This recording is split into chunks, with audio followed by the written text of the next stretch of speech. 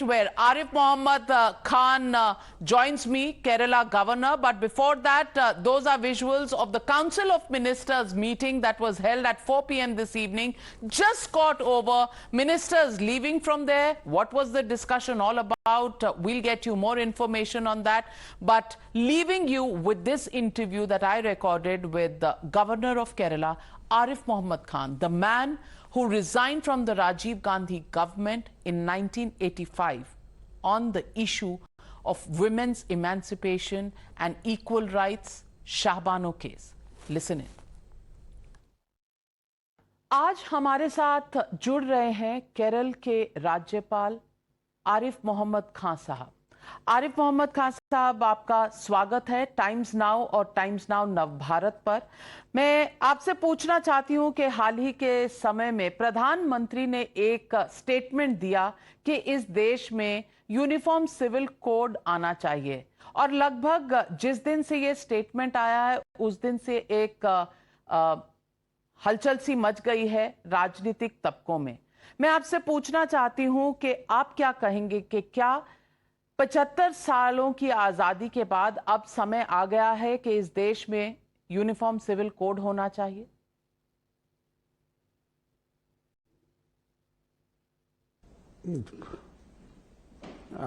मेरी समझ से तो हमने देर की है। जो संविधान का जो निर्देश है वो बिल्कुल साफ है, जहां कहा गया है कि पूरे देश के लिए एक यूनिफॉर्म सिविल कोड, समान नागरिक संहिता, वो नीति निर्देशक सिद्धांतों में उसको सम्मिलित किया गया है। और अब तो हम अपनी आज़ादी का अमृत महोत्सव भी मना चुके, अमृत काल में प्रवेश कर चुके हैं। और प्रधानमंत्री जी मेरे ख्याल से इस मामले में नहीं, वैसे भी बार बार कह चुके हैं कि ये अब 75 साल के बाद ख़ास तौर से हमें इसकी ज़रूरत है कि हम अपने प्रयासों को बढ़ाएं, उनको रीडबल करें। और हमारे स्वतंत्रता सेनानियों ने, जिन्होंने ये उम्मीद नहीं की थी कि वो आज़ादी की सुबह देखेंगे, उन्होंने जो त्याग किया है, उनके सपनों को साकार करें।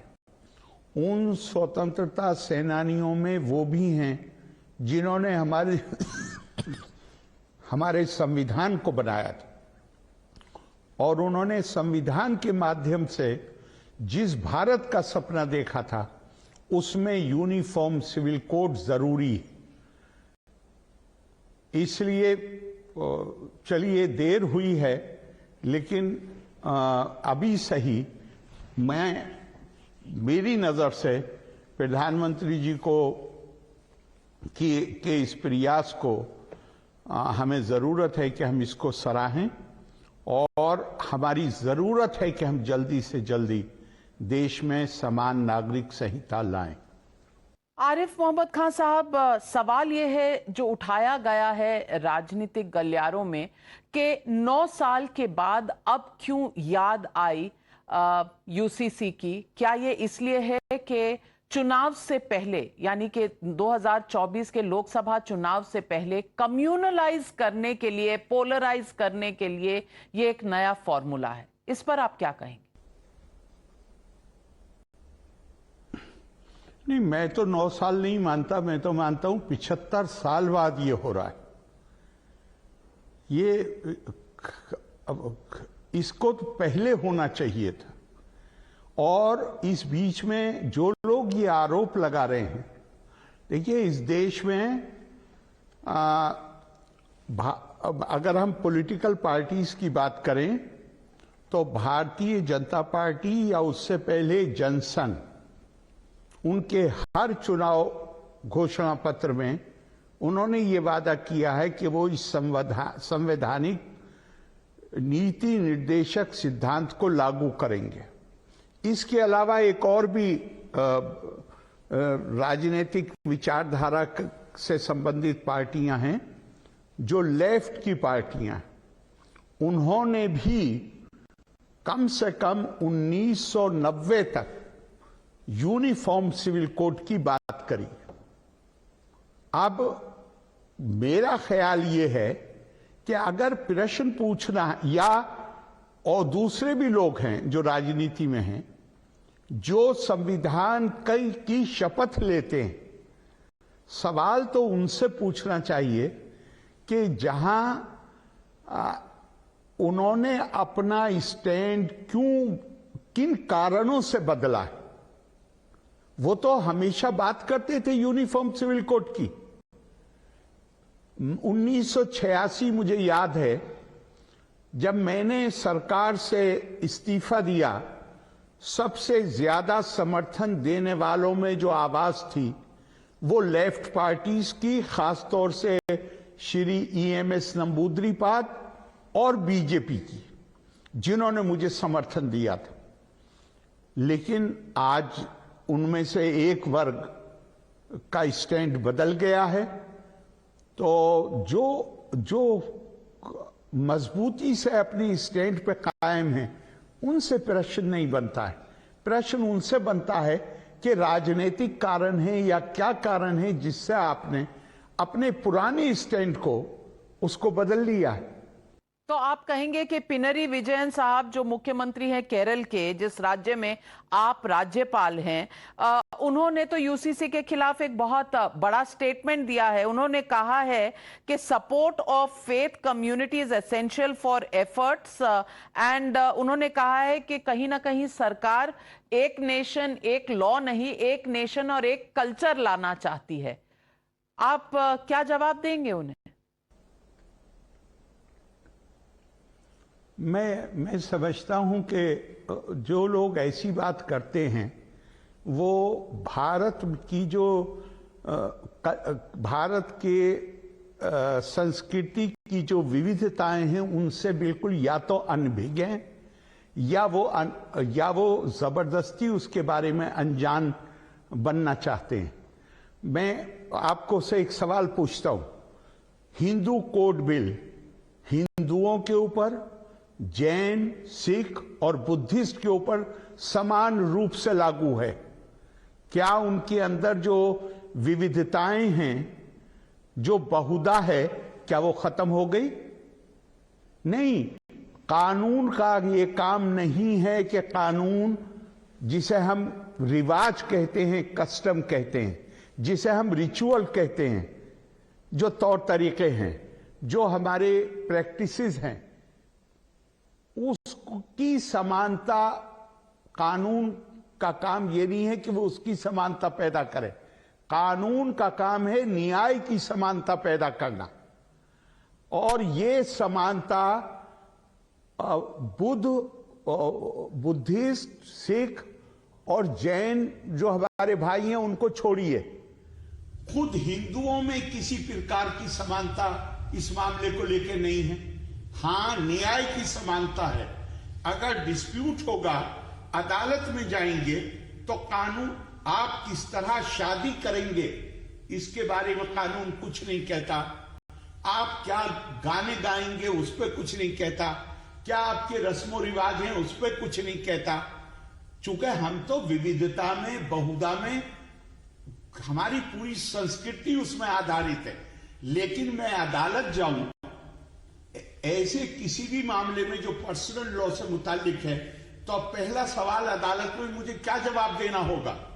मुझे बताना होगा कि मेरी धार्मिक आस्था क्या है, और अकेले बात वहां नहीं रुकती। उसके बाद मुझे बताना होगा, मानिए मैं कहूंगा कि इस्लाम मेरा रिलीजन, कोर्ट उसकी बुनियाद पर फैसला देगा? नहीं। फिर वो मुझसे पूछेंगे आप हनफी हैं, कि आप शाफई हैं, कि आप मालकी हैं, कि आप हम्बली हैं, कि आप जाफरी हैं। तो मैं पहले ये बताऊं कोर्ट को कि मैं किस धर्म से मेरा ताल्लुक है, फिर मैं कोर्ट को ये बताऊं कि किस संप्रदाय से मेरा ताल्लुक है।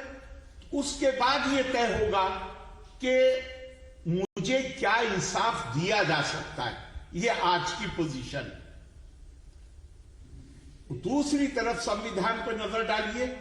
आर्टिकल 14 कहता है ना सिर्फ इक्वलिटी बिफोर लॉ, बल्कि विधि के समक्ष समता, बल्कि विधि का समान संरक्षण, equal protection of the law, उसी चैप्टर में दूसरे प्रावधान कहते हैं कि धर्म के नाम पे, जाति के नाम पे, भाषा के नाम पे, लिंग के आधार पर किसी किस्म का भेदभाव नहीं किया जा सकता।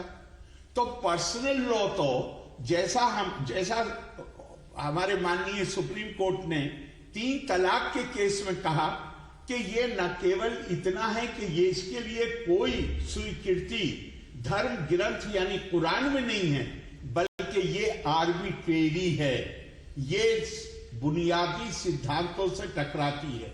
उसी तरह मैं पहले कदम की बात कर रहा हूं कि जब इन मामलों में कोई भी व्यक्ति अदालत जाए तो पहले उसे यह बताना होता है कि मेरा किस धर्म और उस धर्म में किस संप्रदाय से ताल्लुक।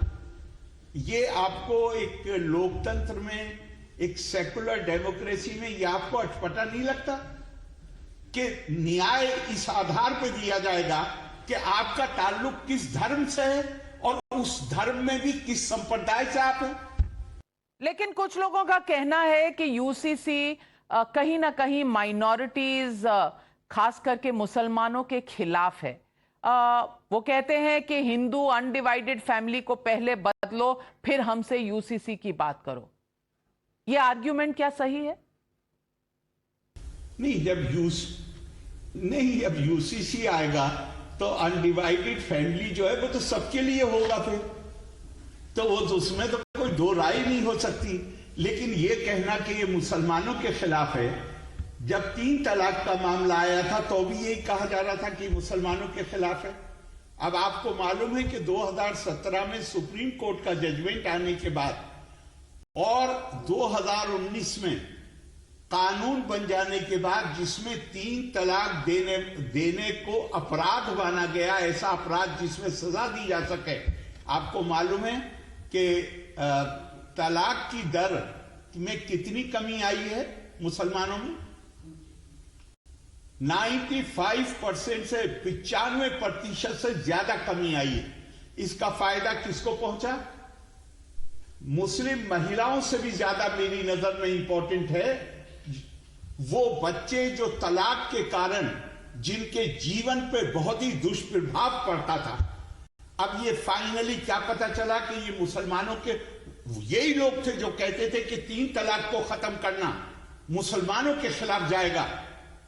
अब उनकी नजर में अगर मुसलमानों में परिवार टूटते रहे 3 तलाक के कारण, तो वो मुसलमानों के पक्ष में। 3 तलाक के कारण बच्चों का भविष्य प्रभावित हो जाए, वो मुसलमानों के पक्ष में है।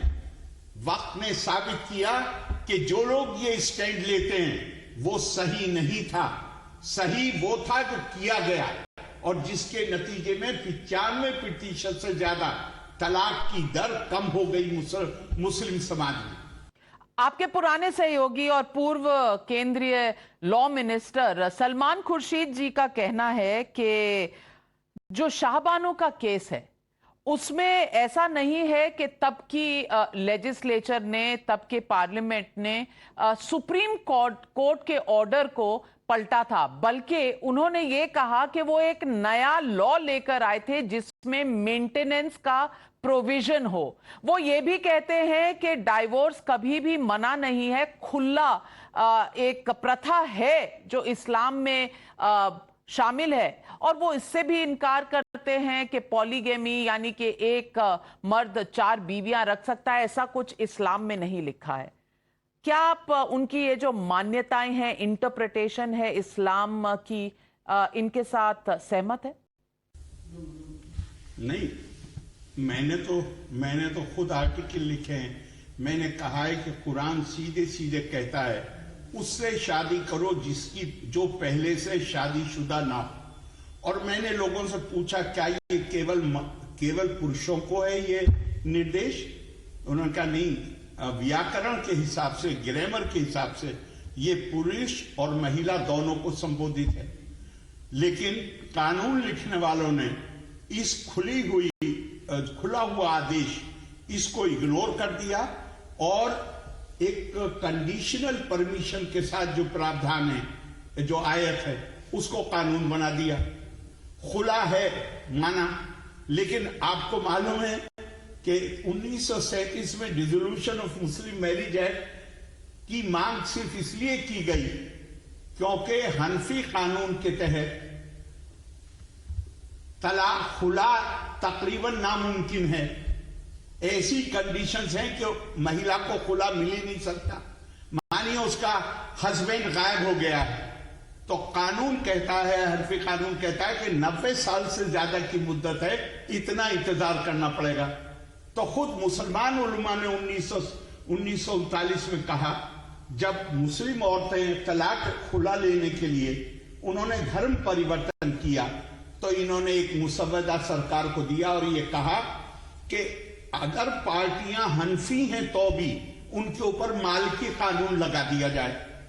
अब हमारे जो ये फैसले जिस लेवल पे होते हैं जुडिशरी के, हमारे यंग मजिस्ट्रेट्स होते हैं, उनके लिए कैसे संभव है कि वो 6 स्कूल ऑफ जूरिस्प्रूडेंस उनके वो मास्टर बन जाए।